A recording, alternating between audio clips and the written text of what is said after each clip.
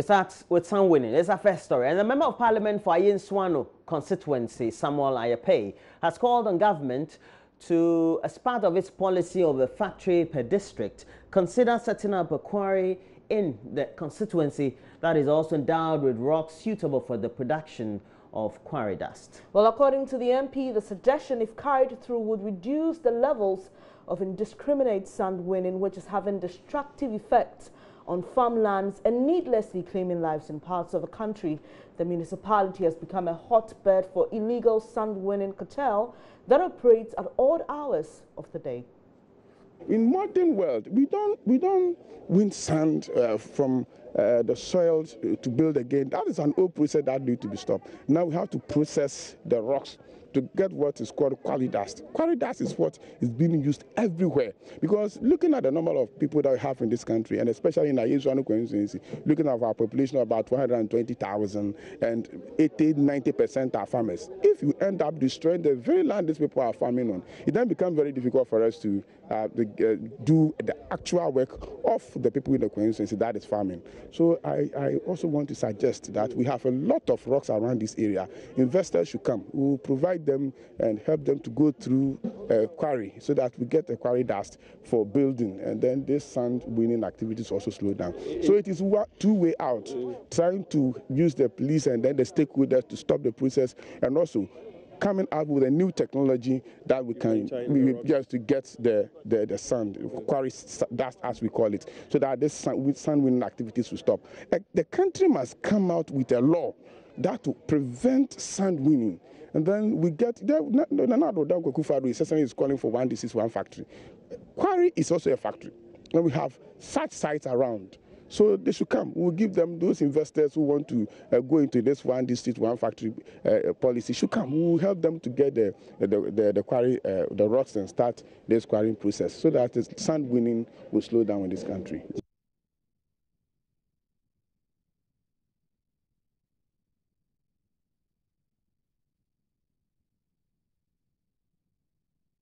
Meanwhile, Parliament has constituted an ad hoc committee on sand winning to assess the impact of the practice in Yakoko, a community that was at the center of a Joy News Hotline documentary dubbed Sandy Gold. Away from that, the Northern Regional Minister Salifu Said has emphasized the government's commitment to go beyond the creation of one village, one dam project to the building of warehouses in each district. According to him, the move is to ensure that farm produce do not go waste after harvesting. Mr. Said said government will also build modern warehouses so that buyers would always be around to purchase the surpluses of farm produce. Apart from the agricultural sector, government is rolling out programs and policies like One Village, One Dam. This One Village, One Dam is just looking at dry season small-scale irrigation.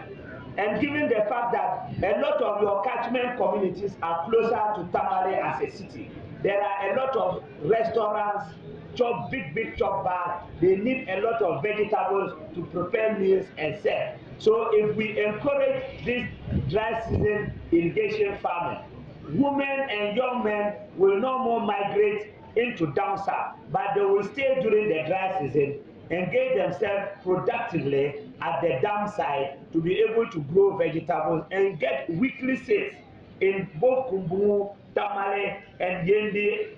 Sometimes some of them can send it to Accra and Kumasi to sell and make money. And when they make it, they'll be able to attend to the basic needs of their household. The One Village, One Dam, we will go beyond that. There will be one district, one warehouse. These warehouses is to ensure that when farmers produce a lot, sometimes marketing can serve as a challenge. So government want to consciously address that challenge by ensuring that modern warehouses will be put at every district so that buyers will be around to mop up the excesses or the surpluses. People who have their produce they want to sell to make some to meet other financial needs of their household. These foodstuffs will be purchased and stockpiled in the warehouses So we are also looking at it that Bonzari Rural Bank can come into it. The Trade Ministry has challenged the private sector to meanwhile capitalize on favorable business environment to spur economic development. This follows initiatives by government in the recent budgets to foster business-friendly environment.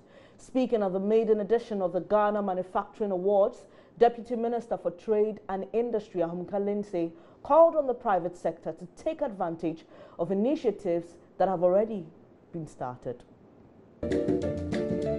We hear from you loud and clear, and we've started this already, by the way, about business regulation. You've said some of it, frankly, just doesn't help you. Some of it is a pain, and some of it you wonder if somebody's doing it just to make your life difficult for you. So we have a fundamental review of a business regulatory environment. It has started. Why are we doing that? Because we realize that you live in a competitive world, and if we're going to help you to grow, the only way we can do that is make sure we as government are doing what we should be doing in the regulation to support your business. But here is the deal. If we do that, we will expect you to deliver what you said you're going to do. We will make the hard decisions. But this private sector industrialization growth will mean nothing if we can't persuade you to do your part. Because government is not going to be creating SOEs, state-owned enterprises to run. You are the engine of growth. Ours is to provide the environment and the regulation to allow you to grow. A political science lecturer at the University of Ghana, Dr. Alidu Seidu, says the politicization of national issues, particularly the case involving the engineers and planners, a firm owned by a brother of former President John Dramani Mahama, cited for tax evasion, has the tendency to undermine the work of institutions tasked to handle such matters. Dr. Alidu Seidu said this on Joy News' current affairs program Newsfile on Saturday. Other panelists, including the new patriotic Member of Parliament, Fuefuto Alexander Fenyomarkin, and member of the National Democratic Congress legal team, Victor Dawudu, also contributed to the issue. There is the tendency in this country that we usually politicize a whole lot of important national issues. That undermines our ability and state institutions to work properly. I think as long as due process is done and the processes that have been used is according to the law and have been established and used in the past, not just because of these special circumstances, I think we should forget about the politicization and allow the state institutions to do their work. The first thing, because the figure that's involved is a political figure, I was thinking about the fact that the deferred arrangement that my colleague talked about, is it always the case that it happens, or is it because of the personality of the person who was involved? No, it has enlightened us. Different institutions. Marking has enlightened us by reading the law, which provides institutions. So it wasn't done because of the personality. The law says so. Is it also the precedent that when such an event happens, it's either the police or Yoko who investigates? Is that the precedent? Anybody with prosecutorial powers. Anybody with prosecutorial powers can. What has been the past experience? Well, he said the past experience has been police prosecuting dot checks. That is what he says. So why is it that in this case is different? No, he asked. No. But the point is that do you have the power to do so? So these are the issues. So definitely, I know state has an interest. It could be BNI, it could be national security proper. And there may be a little bit of influence, because if you want to stretch this matter, the politicization will overtake the substance of that issue, and I don't think we should allow that to happen, because we've seen in this country that a member of parliament made certain pronouncements. Definitely, if you're on the other side of the divide, you are going to ride on that particular pronouncements and then impugn political meanings, particularly the supporters down there, into what is happening. And people also argue that one of the serious issues that the MPP campaigned on was corruption. So if you come to power and you don't prove it, then it could be deception. The chief of Sayogo, a farming community in the Bunkuru Yonyo district of the northern region, and 4 others have been killed in renewed chieftaincy disputes between the people of Sayogo and Sabilok over a parcel of land. The paramount chief of Bunkrugu, Alhaji Abuba Nansingmon, confirmed the killing to Joy News Sunday afternoon. Northern Regional Correspondent Hashmin Mohammed joins us on the telephone line for the latest on the development. Good morning, Hashmin. Good morning. What's the current situation in the community now? Well, there's calm at the place. The police are maintaining their visibility at the town. They are getting support from the military detachments in Nasanduri. But even with the presence of the security at the ground, there are still some residents who are still living in fear because of a possible reprisal in that area. And their fear is born out of the fact that this particular chief was killed alongside his junior brother and his son and one other elder at his palace. They were killed at their farmland, and the residents say this issue is not something that will die anytime soon. Hashmin, have the police been able to make any arrests? Well, no arrest has been made so far. Normally, when criminals commit crime at this particular part of the northern region, they run into the bush, and some of them also run into neighboring Togo. So it has always been difficult for the police to be able to effect arrest anytime crime is committed there. And the road network there is also very, very bad. So sometimes by the time the police will get to the crime scene, the people will have run away either to the mountains or neighboring communities or to a neighboring Togo. So it has always been difficult with the police dealing with the criminal.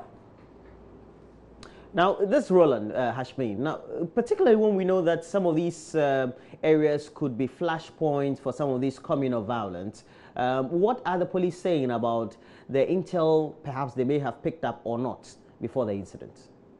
Well, the police are always overwhelmed by the numerous conflicts in that particular district. And so last week, the people of Bunkrugu came together and then celebrated the first anniversary of the ritual burial. So for Bunkrugu itself, the district capital, we know that there's now relatively peace at that particular area. But Sayugu has been lingering for over a decade now. I can easily recall somewhere in April last year in a similar situation, more than 70 houses were burnt in that particular area, and several other people were killed. To be able to deal with a crime in that area, I think the police will need to move beyond just logistics like their weapons and then their vehicles, but to be able to get maybe logistics or vehicles that can get to the trouble town very fast anytime it do happen. Because by anytime they move from the district capital, Bunkrugu, to the town, they always arrive there very late because the road is very bad.